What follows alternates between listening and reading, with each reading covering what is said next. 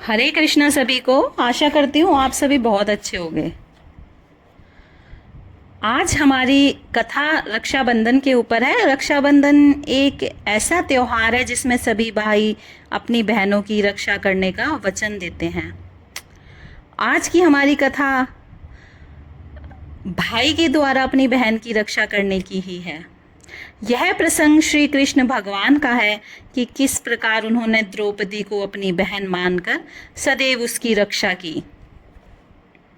हमारी यह कथा श्री कृष्ण और शिशुपाल वध के प्रसंग के बिना अधूरी है।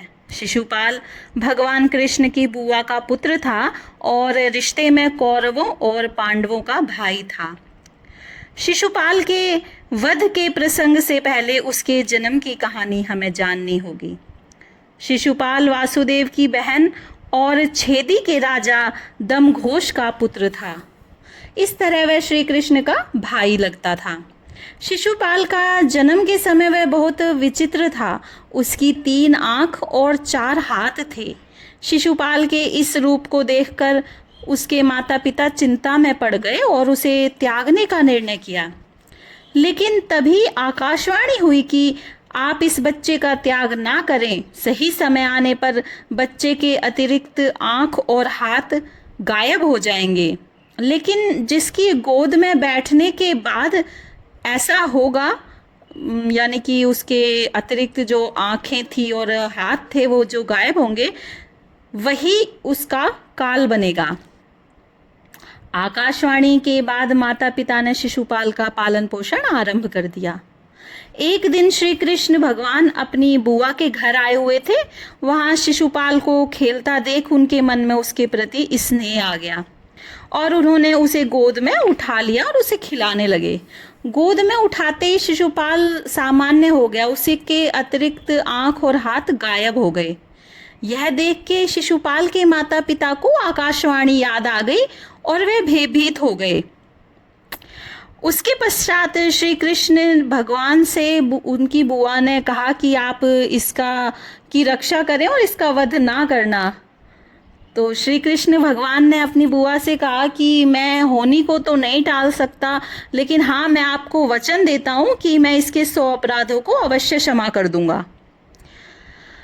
शिशुपाल जो था वह रुक्मणी से विवाह करना चाहता था, परंतु रुक्मणी श्री कृष्ण से प्रेम करती थी और उन्हीं से विवाह करना चाहती थी। रुक्मणी के भाई को यह रिश्ता जो था वो पसंद नहीं था, इसलिए श्री कृष्ण रुक्मणी को उनके महल से ले आए थे और उनसे विवाह कर लिया। तभी से शिशुपाल कृष्ण को अपना शत्रु मानने लगा था। जब युधिष्ठिर को युवराज घोषित किया गया और राजसूय यज्ञ का आयोजन किया गया, उसमें सभी रिश्तेदारों और राजाओं को बुलाया गया। इस मौके पर कृष्ण और शिशुपाल का आमना सामना हुआ। शिशुपाल ने देखा कि युधिष्ठिर भगवान कृष्ण को आदर सत्कार के साथ बिठा रहे हैं, तो ये बात शिशुपाल को पसंद नहीं आई और सभी के सामने वह भगवान को बुरा भला कहने लगा। वचन से बंधे होने के कारण श्री कृष्ण भगवान उसके अपशब्दों को सहन करते रहे, लेकिन जैसे ही 100 अपशब्द पूरे हुए भगवान कृष्ण ने उसे चेतावनी दी, परंतु वह दुष्ट कहाँ रुकने वाला था, वो नहीं रुका और जैसे ही उसने 101वां अपशब्द कहा, वैसे ही श्री कृष्ण ने सुदर्शन से उसका शीश धड़ से अलग कर दिया और उसका वध कर दिया।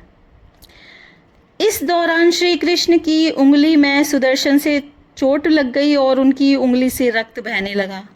यह देखकर द्रौपदी ने तुरंत ही अपने पल्लू को फाड़ा और भगवान की उंगली पर उसको बांध दिया कपड़े को, ताकि रक्त रुक जाए।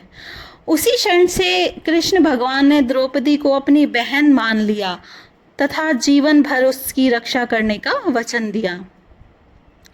जब भरे दरबार में दुशासन के द्वारा द्रौपदी की साड़ी खींची जा रही थी और उसे निवस्त्र करने के लिए, उस समय द्रौपदी ने कृष्ण भगवान को सहायता के लिए पुकारा और भगवान ने द्रौपदी का चीर बढ़ाकर इतना कर दिया कि वो दुष्ट दुशासन उस साड़ी को खींचता खींचता थक गया। इस प्रकार भगवान कृष्ण ने अपना दिया रक्षा का वचन निभाया। कृष्ण भगवान के इस प्रसंग से प्रेरणा लेकर हमें भी समय पड़ने पर हर स्त्री की हर प्रकार से रक्षा करनी चाहिए। भगवान कृष्ण आप सभी पर अपनी कृपा दृष्टि बनाए रखें।